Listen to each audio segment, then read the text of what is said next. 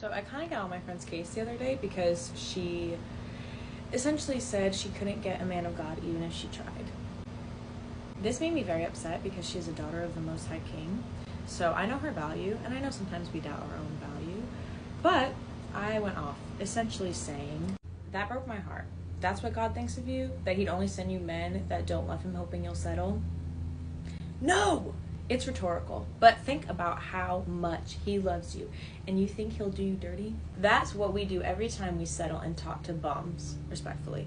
We cheapen God's own love for us. He withholds no good thing from those whose walk is blameless. And although she was just messing around saying it, I feel very passionately about not settling and standing on business, because this is exactly what we do. We cheapen the Lord's love for us by saying, I don't think you can do any better, so I'm just gonna take what's available now to me and this will be good enough.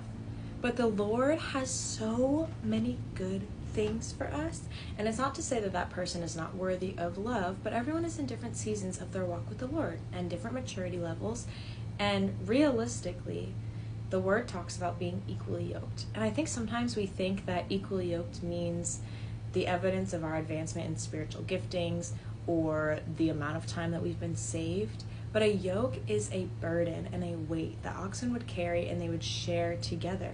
So I believe that this weight is the weight of conviction that we have to serve the Lord based on our love and our fear for him. So if you are seeing somebody that really doesn't fear the Lord or love the Lord, and that is something that really weighs heavily on your heart, then I would venture to say you're settling. And when you're doing this, you're saying, I'm going to take this because it's convenient for my timing and I don't trust the Lord to provide in his timing.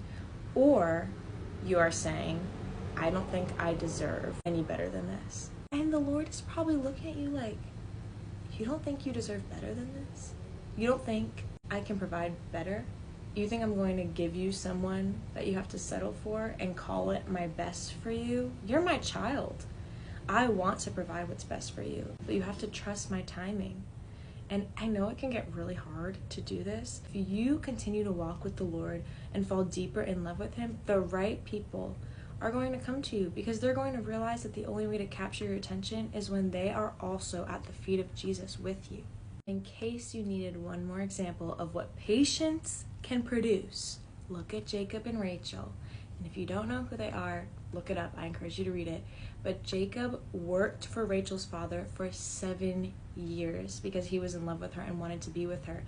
And we stop there sometimes, but what actually happened was Jacob worked for Rachel's father for 7 years, and then he was like, okay, I'm ready. I want to marry Rachel. And Rachel's father literally said, well, normally we don't give the younger daughter away before the older one, so you have to marry Leah first and then work for another 7 years in order to be with Rachel. And Jacob did it. So I know this was biblical times, but I think that if Jacob was willing to do this and was willing to wait for the right person, you can do the same.